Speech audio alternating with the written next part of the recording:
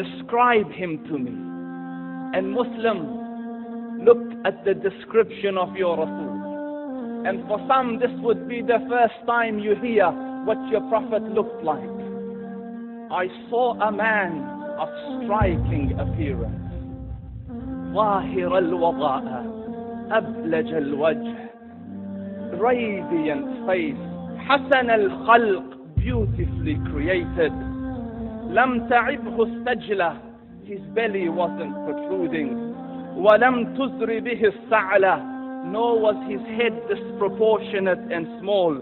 وسيم قسيم, proportionate and delicate, finely made, a specimen of a creation. في عينيه دعج, and his eyes there was a contrast. The dark was immensely dark, the white was excessively white.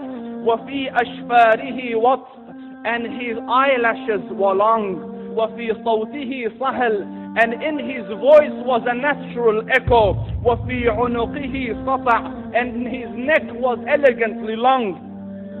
وفي لحيته كثافة, his beard was full and thick. أزج أقرن, his eyebrows were arched, but they were not joined. It was separated. In صمت فعليه الوقار, when he was silent, dignity covered him.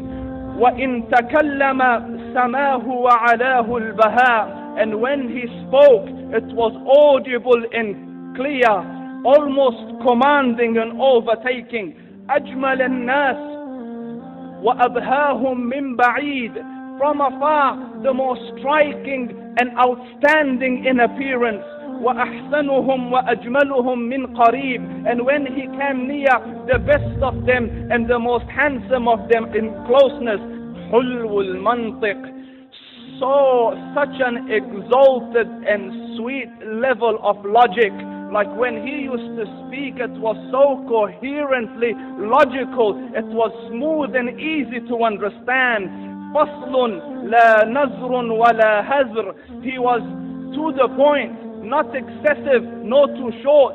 كأن منطقه خرزات نظم يتحدرن, his logic, his utterances, his words were like jewels coming out of a necklace, calculated, polished, one after the other. It would flow magically. ربعة, he was medium in height. Your eye didn't have to strain to look up at him, nor was it tedious to look down at him. He was a comfortable sight to look at. له رفقاء يحفون به, he had friends.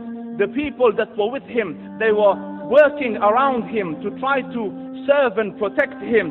إن قال سمعوا لقوله, when he used to say something, they used to hearken to what he used to say. وإن أمر تبادروا إلى أمره, when he commanded, they used to compete to fulfill the command. This is Muhammad Rasulullah.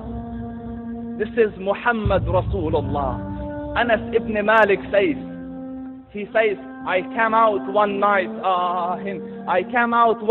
it was the full moon night.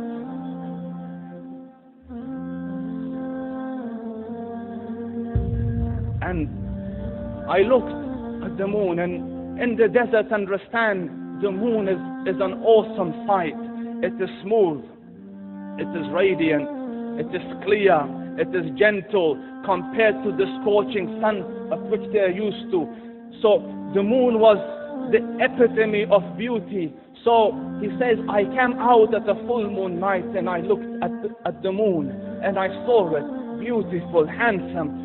So I said, let me go see if the moon is more handsome or my Prophet is more handsome. Let me see if that is more beautiful or the Prophet is more beautiful. So I went and I saw him standing afar.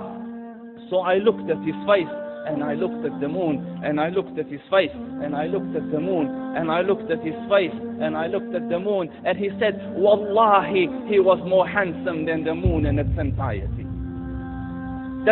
That is just the look of your Rasul. Aisha radiyallahu anha says, I was sewing with a needle. My needle dropped in the dark. I couldn't find it. I said, Ya Rasul, I can't find it. He moved his face close, and I swear, out of the radiance of his face, I found my needle. And the Prophet sallallahu alaihi wasallam was mind-bogglingly handsome, but his handsomeness was covered with waqar and jalal and hayba. The Sahaba say, when we used to sit at his feet, two feelings conflicting would come on the heart. The first one, you wanted to look at him. You wanted to behold the majesty of his face. And when you wanted to look up, shyness used to overtake you, so you used to look down. Amr ibn al-As says, I sat with him many times, but if you ask me to describe his face, I can't describe it. I wouldn't be able to look up to him ijlalan wa ta'zeeman. I couldn't look up at him. And that is why he didn't have the problems that Yusuf alayhi salam had.